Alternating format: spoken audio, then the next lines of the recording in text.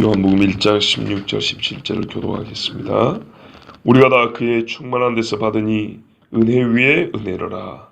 율법은 모세로 말미암아 주어진 것이요 은혜와 진리는 예수 그리스도로 말미암아 온 것이라. 아멘. 14절 말씀에서 바로 이어지면 훨씬 더 자연스러웠을 것이지만 보시면 14절에 맨 끝에 보세요. 은혜와 진리가 충만하더라 그랬죠. 그리고 16절에 우리가 다 그의 충만한 데서 받으니 그렇게 돼 있죠.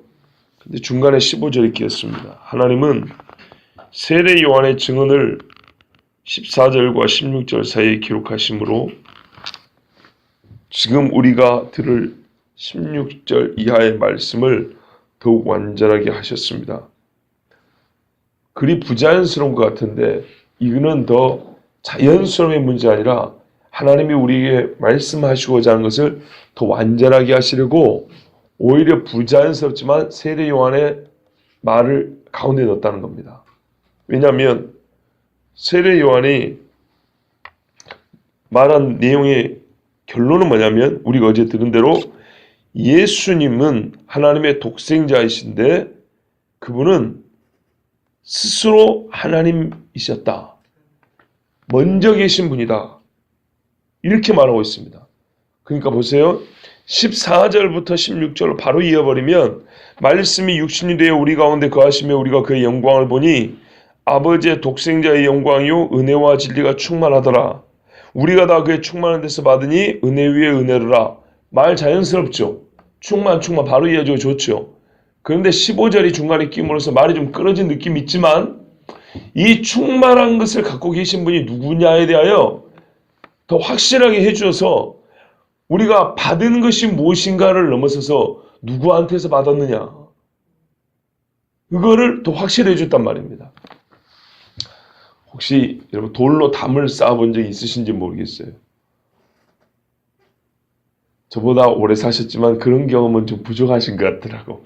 주로 도시 생활을 하셔서. 돌로 담을 쌓을 때는 큰 돌로만 쌓는 게 아니라 큰 돌과 큰 돌 사이에 작은 돌을 끼워 넣습니다. 그러면 이게 더 견고해집니다. 흔들림도 없고. 그런 것처럼 이 큰 돌과 큰 돌 사이를 작은 돌 하나 딱 끼어 있어가지고 더 견고하게 해줬다는 겁니다. 14절에 예수님 이야기입니다. 16절에 예수님을 직접적으로 설명해 주는 말입니다. 15절에 세례 요한이 예수님에 대하여 한 말을 역시 예수님에 대한 이야기지만 세례 요한이 증언한 이야기를 중간에 살짝 끼워넣습니다. 그럼으로써 예수님이 누구시라는 것을 강조해 줬습니다. 결과적으로 그래서 우리가 받은 것, 은혜와 진리를 받았다. 그렇죠? 은혜와 진리를 충분한 데서 받았다.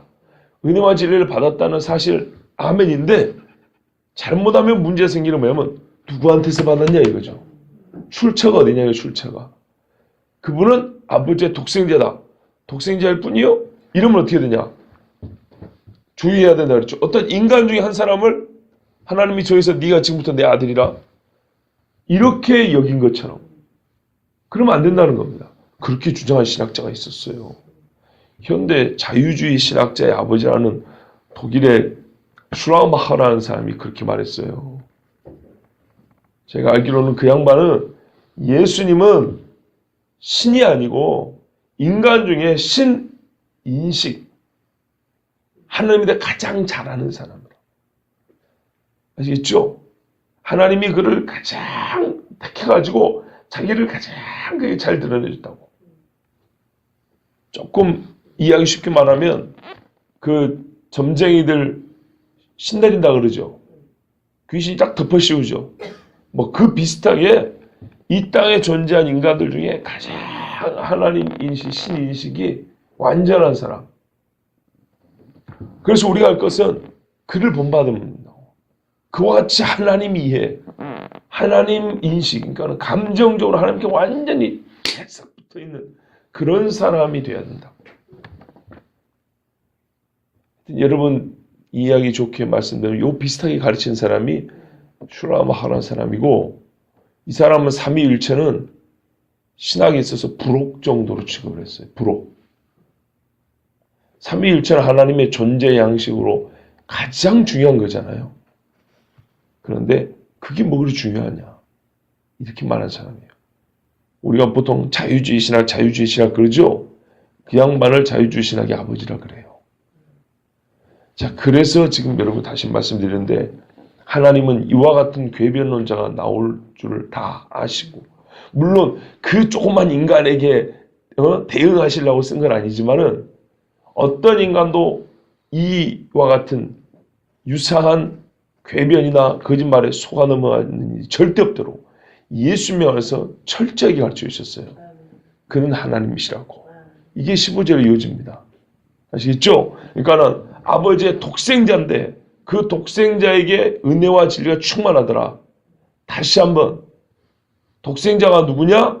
그 충만한 게 무엇이냐? 이렇게 말하는데 독생자가 누구냐를 말할 때 요한의 말을 여기다 기록하시면서 요한이 뭐라고 증언하더냐? 처음부터 예수를 만난 사람은 뭘 어떻게 만나야 된다 하더냐? 요한은 예수님 오기 전부터 알고 있었다 그랬죠. 어제 그렇죠. 예수님에 대한 지식이 바르게 되어 있었다고.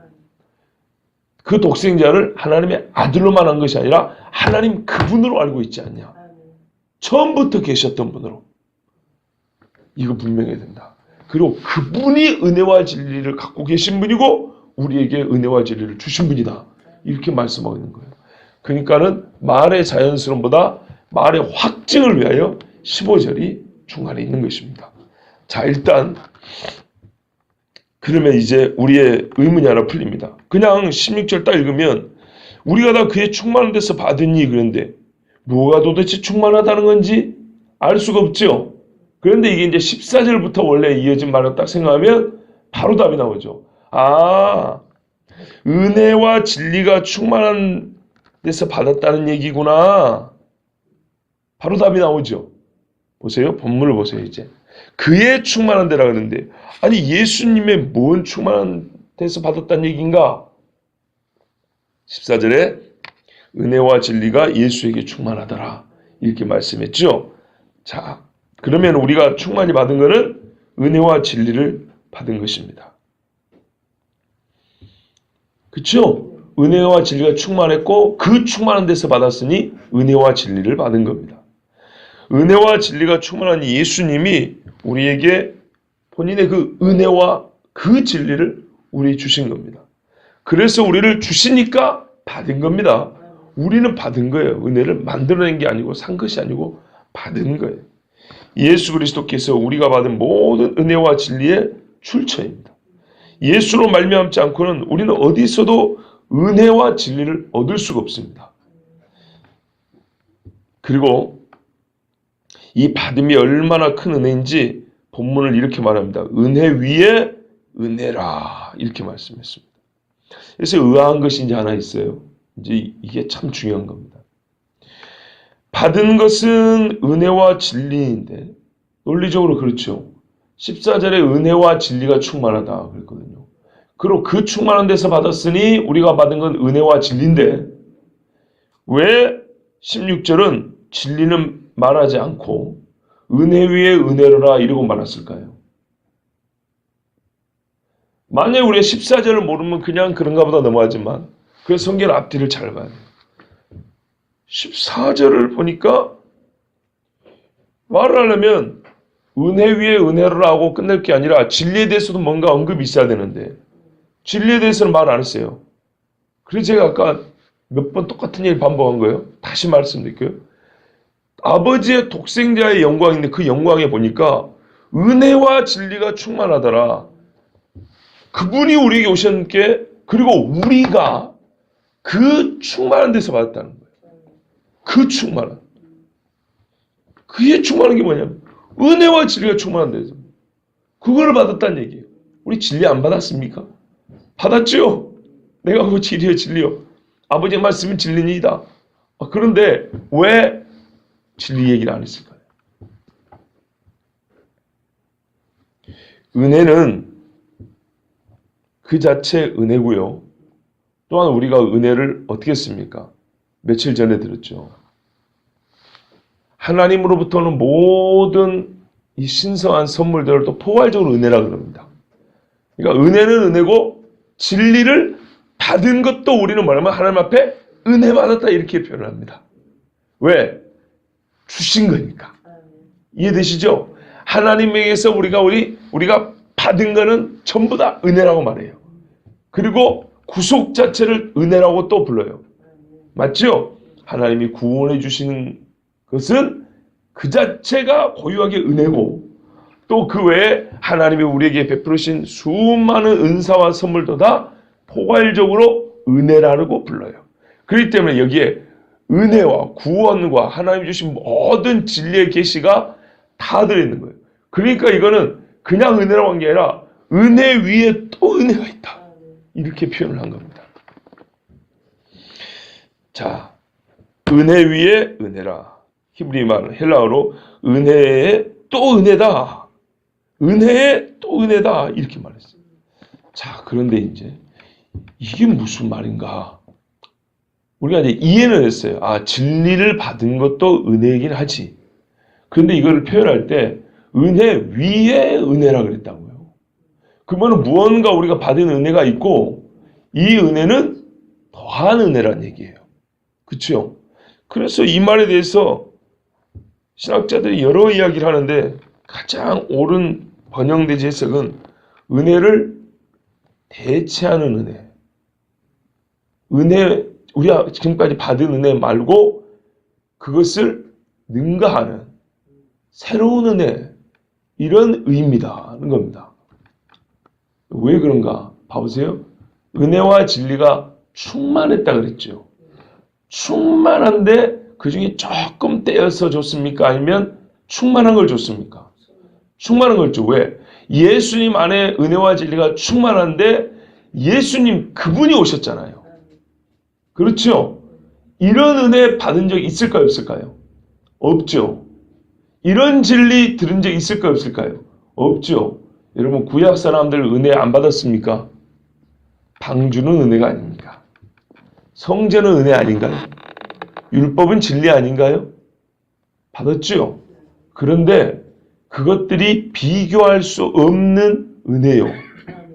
그 전에 하나님이 주시는 어떤 계시도 진리는 진리나 우리는 지금 어떤 진리를 말해요? 충만하더라. 더 이상의 진리를 우리가 기다릴 필요가 없는 완전한 진리인 예수님을 받았다는 말이에요. 그래서 앞에 있던 은혜, 이 모든 하나님이 주신 은혜를 대체한다는 얘기예요. 쉽게 말하면 율법의 한계를 넘어 복음을 받았다 그 말이에요. 맞죠? 그 이야기입니다. 은혜 위에 은혜라. 은혜를 대체하는 은혜라. 저는 이 말이 참 하나님이 말씀하시고 싶은 그 의미를 가장 잘 드러내는 표현이라고 봅니다. 구약시대, 율법이 그리스도를 예표하며 그가 오시기를 기다리던 시대에도 하나님이 이 죄인들이 감당할 수 없는 은혜를 주셨습니다. 아까도 말씀드렸지만 아담과 하와가 범죄했을 때 가죽옷을 지어 입혔어요. 방주를 주셨고 출애굽시켜 주셨고 만나와 메추라기를 주셨고 홍해를 가르게 해주셨고, 그죠? 우리가 지금 보이는 여호수아, 이 가나안 왕들을 이길 수 있게 해주셨어요. 여러분 이거를 은혜가 아니라고 하는 사람은 예수 안 믿는 사람이에요. 율법을 주셔서 세상 그 누구도 알지 못하는 하나님의 본심을 알게 해주셨어요. 예수께서 오시면 무슨 일을 하실지 제사를 통해서 가르쳐 주셨어요. 선지자를 보내주셔서 끊임없이 말씀해 주셨어요. 거짓과 진리를 가르쳐 주셨어요. 돌아오라 돌아오라 했어요. 성전은 하나님이 임마누엘이라 이렇게 말씀하셨어요.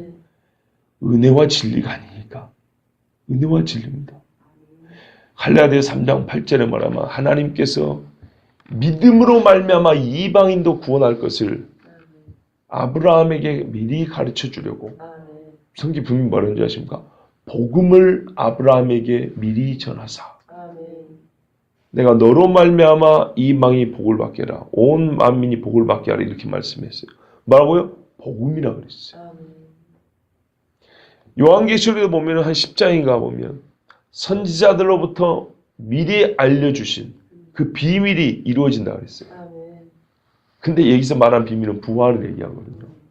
고린도전서도 그러고 골로새서 보면 예수는 하나님의 비밀이라.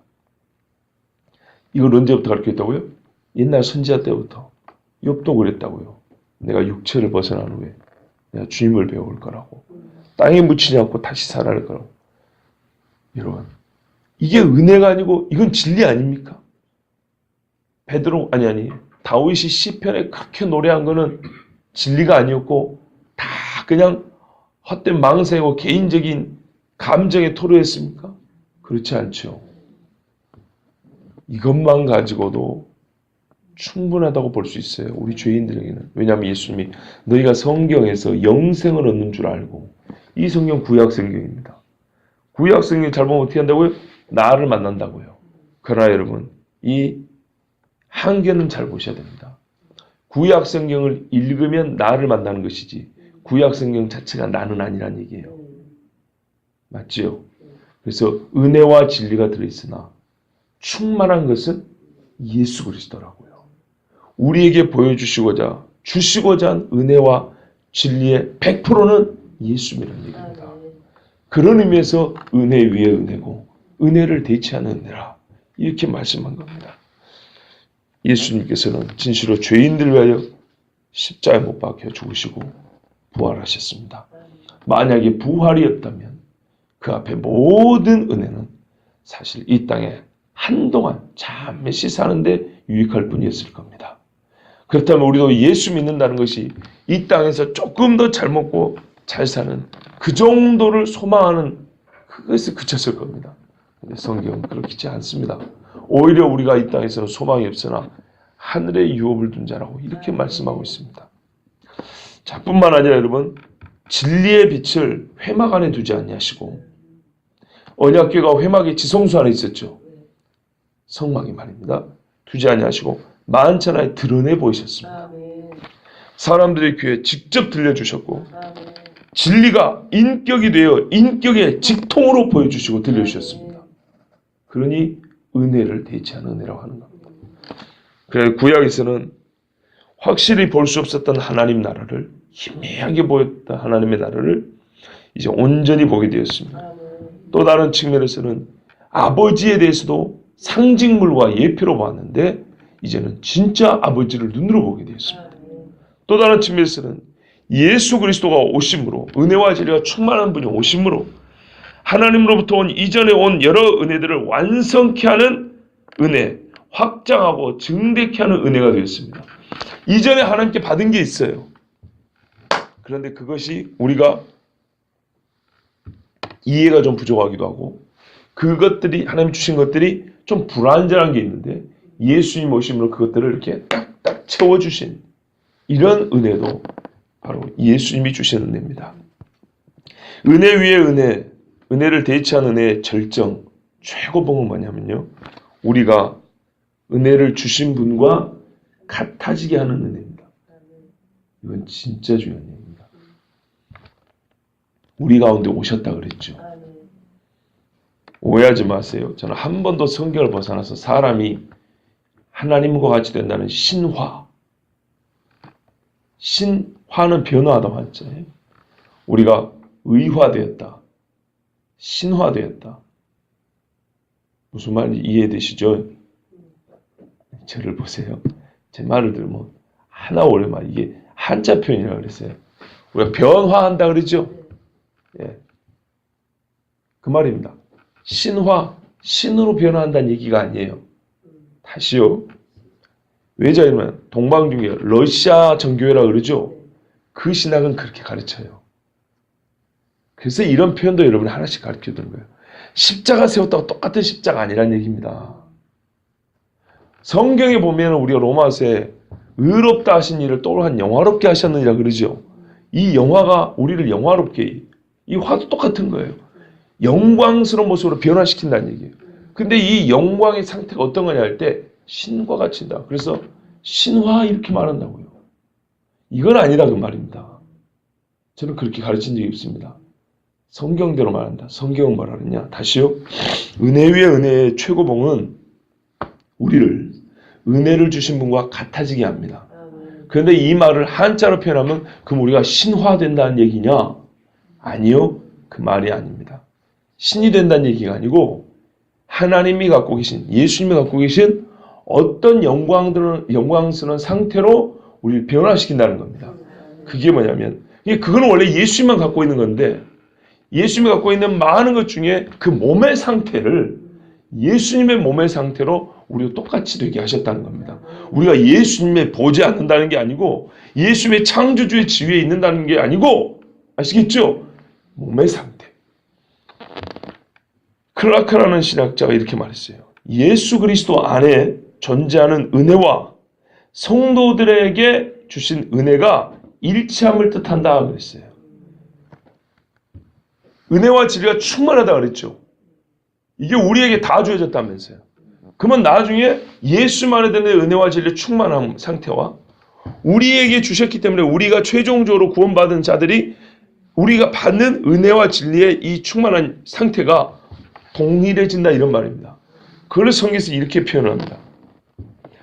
고린도서 3장 18절에 보면 그와 같은 형상으로 변화하여 영광에서 영광에 이른다 이렇게 말하고 있고, 로마서 8장 29절에도 자신의 아들의 형상과 같은 모습이 되게 하셨나니, 우리 번역은 좀 잘못됐어요. 제가 지난 주일에 암송했지만 그 아들의 형상을 본받게 하려 하십니다.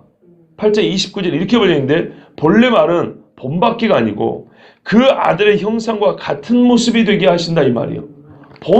그 본능과 똑같게 된다 이 말이에요. 고린도전서 15장 49절에 보면 하늘에 속하신 분의 형상을 지니게 된다 이렇게 말하고 있어요. 그런 말입니다. 은혜와 진리를 충만한 분이 우리에게 오셔서 우리에게 은혜와 진리를 충만하게 주셨다면서요. 그렇죠? 그거를 받은 우리의 최종 상태는 바로 우리에게 은혜와 진리를 주신 그분과 같은 영광의 몸을 입게 된다는 것. 이것이 바로 이전에 받지 못했던 은혜, 이전에 주신 은혜를 대체하는 완벽한 완전한 은혜라는 말씀입니다. 이걸 우리가 받은 겁니다. 이와 같은 해석, 즉 예전에 받은 은혜도 은혜지만 그 은혜보다 완전한, 한마디로 율법을 뛰어넘는 온전한 은혜. 제가 이렇게 지금 해석을 했죠? 이 해석이 틀리지 않다는 것을 본문이 증거합니다. 17절 보세요. 율법은 모세로 말미암아 주어진 것이요 은혜와 진리는 예수 그리스도로 말미암아 온 것이라. 아멘. 자, 여기서 또 다시 은혜와 진리 그러죠? 그러니까 16절의 은혜 위에 은혜는 은혜와 진리를 다 포함한 말이에요. 그런데 여기서 보면 뭐하고 비교합니까? 모세로부터 말미암아 주어진 율법과 비교하고 있단 말이에요. 율법이 그게 은혜가 아니라는 말이 아니에요. 그것이 은혜인데 그 은혜를 뛰어넘는 은혜, 그 은혜를 대체하는 은혜를 말하고 있었다는 얘기예요. 그리고 그 은혜 위의 은혜는 진리의 완전함도 포함이 된다. 예, 말이 딱 아구가 맞죠? 그런 말씀이에요. 특별히 이게 더 확실하게 하려면 17절의 번역을 좀 더 분명하게 되는데, 왜냐하면 17절에 뭔가 빠진 게 있어요. 맨 앞에 이는 맨 끝에 때문이라를 붙이면 돼요. 17절은요 사실 16절의 이유를 말해주는 거예요. 왜 우리가 그 충만해서 받았는데 은혜 위에 은혜라고 말하냐? 왜냐하면 17절 보세요. 왜냐하면 율법은 모세로 말미암아 주어진 것이지만 은혜와 진리는 예수 그리스도를 통해 왔기 때문이다. 이렇게 말해야 되는 거예요. 아시겠죠? 율법과 예수 그리스도를 비교하는 차원에서 은혜 위에 은혜라고 말한 것이 그래서 확실합니다. 비록 구약 시대나 아브라함에게도 은혜인 복음이 증거되기는 했습니다. 하나님의 비밀이 알려졌고요. 하나님의 거룩하고 의로운 성품과 속성이 분명히 말씀됐어요. 그러나 이것들을 은혜와 진리라 부를 수는 있지만 그것들에 비하여 예수님의 빛은 너무나 강력했어요. 다른 어떤 은혜도 진리도 은혜라 진리라 부르기에 무색해져 버릴 정도로 예수님이 가져오시고 우리에게 주신 은혜와 진리는 너무나 강력한 빛이었어요. 그 자체 생명이었어요. 생명을 보여준 게 아니고 그냥 생명이었어요. 그래서 은혜와 진리는 예수 그리스도로 말미암아 왔다고 말합니다. 매튜 엘리 목사님 1600년대 영국의 목사님입니다. 400년 전에 목사님이 어떻게 설교했는가 보세요. 그분은 이 말씀을 이렇게 말했어요. 구약은 그림 속에 있는 은총이나 우리는 사람 속에 있는 은총을 지니고 있다. 멋지죠? 이 말씀을 이렇게 설교라고 바꿔 표현을 했어요. 참 옛날 사람들이 훨씬 멋진 것 같아요. 순수한 마음이니까 이렇게 순수한 표현이 그냥만 나오는 거예요. 시와 같지 않습니까? 다시요. 구약은 그림 속에 있는 은총이나 이게 이제 예표와 그림자다 이런 말이에요. 우리는 사람 속에 있는 은총을 지니고 있다. 얼마나 멋집니까? 은혜와 진리가 성경에 보면 기노마이 발생했다 이렇게 돼 있어요. 또 어떤 에네게토 거기서부터 이루어졌다 이렇게 돼 있어요. 쉽게 말하면 예수님이 오시고 나니까 그 전에는 마치 은혜와 진리가 없었던 것 마냥 예수님으로 말미암아 우리가 은혜와 진리를 처음 이제 알게 되고 받은 것 마냥 그 정도로 완전한 진짜 충만한 은혜와 진리였다. 그렇게 말씀하고 있는 거예요. 은혜와 진리는 예수님을 통해서 알려졌을 뿐 아니라 존재케 되었다는 거예요. 그전에 없었던 게 아닙니다. 그런데 얼마나 강력하고 완전하고 충만하냐면 이제야 은혜와 진리가 존재하기 시작한 것처럼 그 정도로 우리가 인식이 될 정도로 충만하고 완전한 진리였다는 얘기입니다. 이 은혜와 진리는 예수님을 통해서 세상이 만들어진 것처럼 만들어졌다는 얘기입니다. 예수님의 창조로 우리가 존재하고 살며 기도하는 것과 같이 사도행전 말씀입니다. 그와 같이 예수님이 오심으로 존재하게 된 완전한 은혜와 진리가 이 땅에서 일하기 시작했습니다. 완전한 은혜와 진리, 충만한 은혜와 진리가 이 땅에서 일하기 시작한 것, 이 땅에 존재하기 시작한 것은 예수님이 이 땅에 오심으로 말미암아있습니다. 바로 생명을 낳는 진짜 생명을 낳는 은혜와 진리가 이 땅에서 역사하게 된 겁니다. 이 엄청난 진리를 증거하고 기술하는 사도 요한이 여러분 기분이 어땠을 것 같아요? 엄청 좋았을 겁니다. 정말 기분이 좋아서 그냥 이 말씀을 쓰는데 마치 젊은 아들이 기분 좋으면 막 펄짝펄짝 뛰면서 날아갈 것 같아 그런 것처럼 사도 요한의 심정은 그랬을 겁니다. 그래도 그런 뉘앙스가 나타나요. 사도 요한은 세상을 향하여 글로 기쁨의 환호성을 질렀습니다. 우리는 이제 나의 목소리로 은혜와 진리를 가져오신 주 예수 그리스도를 외쳐 전하야겠습니다. 세례 요한은 광야에서 그렇게 외쳤고요. 사도 요한은 평생 그렇게 가르치면서 자기의 글로 또한 은혜와 진리를 증언했습니다. 그 증언으로 말미암아 우리가 은혜와 진리를 만나게 됐죠. 그리고 이 글 자체는 또 한 가지를 명령합니다. 만났으면 이와 같이 은혜와 진리를 증거하라고 이렇게 말씀하고 있습니다. 이 세상에 예수 안에 나타난 은혜와 진리의 충만함, 예수 그분 우리에게 생명을 주신 아니 생명 자체이신 예수님을 세상에 증거하는 우리 모두 되길 바랍니다. 기도하겠습니다.